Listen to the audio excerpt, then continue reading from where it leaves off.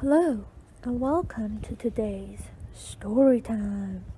Today, we're going to talk about Golden State's notorious killer, known as Crazy Joe. Joseph James DeAngelo was born on November 8, 1945, in New York City. He was born to a big family of three other siblings and a father who was a U.S. Air Force officer, and his mother worked as a waitress at Denny's. DeAngelo's family past was fractured and ruthless. His father was usually stationed at different countries away from home, and his mother started seeing a man with a wife and children of his own. Joe gave into the caregiver role for his younger siblings, cooking, cleaning, feeding. Growing up, he was abused by their father and would constantly argue with his mother. A family friend named Jess Ryland claimed that when DeAngelo was about 9 or 10, he watched two airmen rape his 7-year-old sister in an Air Force Base warehouse in Germany. He finally graduated with a GED and immediately joined U.S. Navy as a mechanic.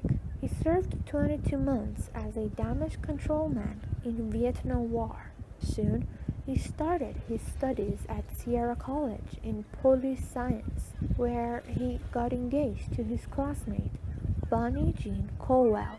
He was a considerate and easygoing person. He laughed a lot and had a James Dean demeanor. Soon, Bonnie broke off the engagement due to instability in his behavior and a gun threat into forced marriage. DeAngelo started his bachelor's studies in criminal justice in Sacramento State University, where he met his future wife, Sharon Mary Huddle. Sharon, who was a divorce attorney, married DeAngelo at 1971, a few months after his first job as a burglary unit police officer. Soon they had 3 daughters, but Huddle and her husband reportedly slept in separate bedrooms by the late 70s and separated in 1991, though they remained technically married for years. Huddle had apparently purchased a second home in Roseville, but the pair appeared to share parenting duties pretty well. They officially got divorced in 2019. Not much is known about their lives together.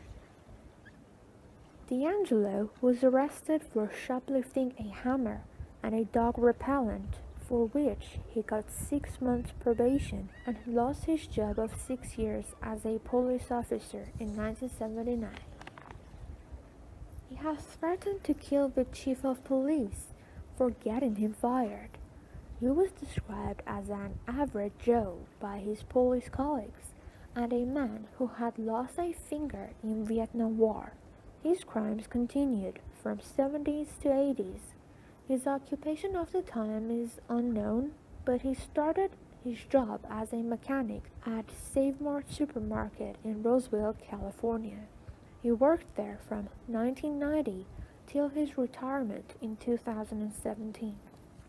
DeAngelo is accused of 13 murders, 13 kidnappings, multiple burglaries, stalkings, and 50 rapes. There are 3 periods to his crimes. First, from 1973 to 1976, known as Visalia Ransacker. From 1973 to 1976, DeAngelo was an officer with the Exeter Police Department in Exeter, California.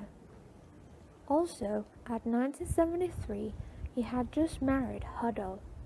Visalia, a suburban city in Northern California, was known to be the DeAngelo's criminal training ground, with 1 murder and about 100 burglaries.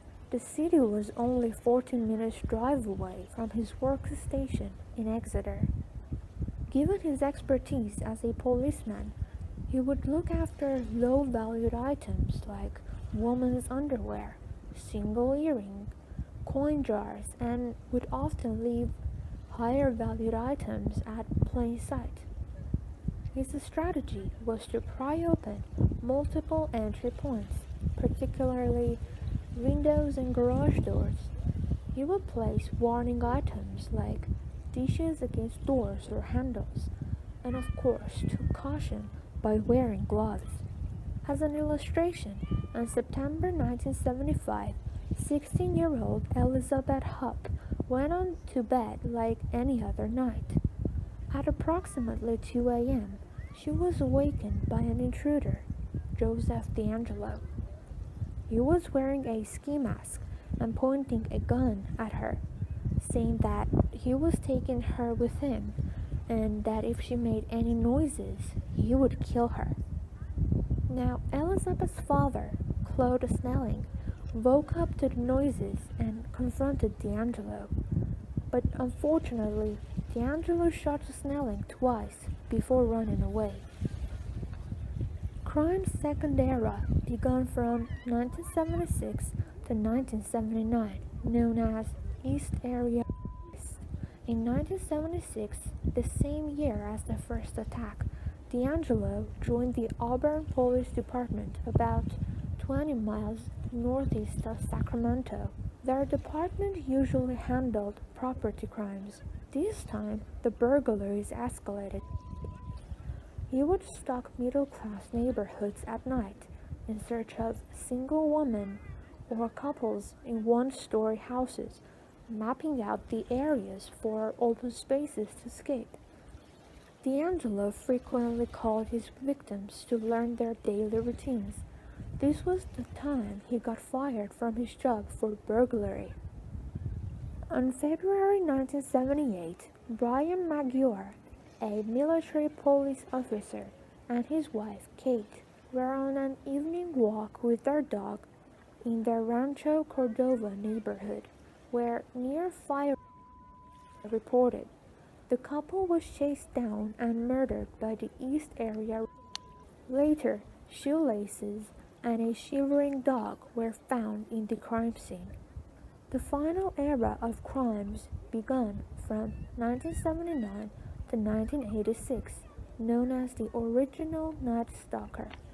DeAngelo moved to Southern California and began his murders in Santa Barbara. The attacks were ongoing from late 1979 until 1981, followed by a single attack in 1986. By the time the couple's first daughter was born in September 1981, the East Area rapist had already committed 50 rapes. Initially, the crimes were associated with Richard Ramirez, a serial killer at the area, who was fortunately convicted in 1989, but the original Night Stalker went on to live freely for the next 3 decades. Demi Domingo, in a 2018 interview to GoodHousekeeping.com, explains, at the age of 15, after a phone call from her mother's best friend to her workplace, Debbie immediately goes back home. It was a July night in 1981. Upon seeing the yellow cushion ribbons, she got scared. Police told her that 2 unidentified dead bodies were found in the house, and she immediately knew those were her mother, Sherry Domingo, and her mother's boyfriend, Greg Sanchez. Domingo had been bound and bludgeoned. Sanchez had been shot and beaten. Demi recalls her mother as a youthful and loving figure. Given the security of the neighborhood, Goleta, nobody suspected of a serial killer, and the investigations went cold quickly. I will link her YouTube channel down below. In terms of investigation, Detective Paul Hall had been investigating the case for over 20 years. In 2016, he came with the idea to upload the DNA taken from the Golden State Killer's crime scenes to genealogy websites like Ancestry.com and GEDmatch.com. He was hoping for a DNA match. Now, people upload their DNAs to these websites in search for their family trees or lost relatives. Detective Hall, in an interview with 16 Minutes Australia, states that he had accessibility to the list of potential relatives and people to the killer within 24 hours. Surprisingly, the results pointed to Joseph James DeAngelo, an elderly man living a typical life in suburban Sacramento with his daughter and granddaughter. Now, Golden State Killer's DNA profile had been registered in FBI's DNA database since 2001. For a definitive DNA match, police took a used tissue from garbage bin near DeAngelo's house. Upon further analysis, the outcome was positive. Joseph James DeAngelo was Golden State's killer. On April 24, 2018, Sacramento County deputies arrested DeAngelo. Initially, he was charged with 8 counts of first-degree murder.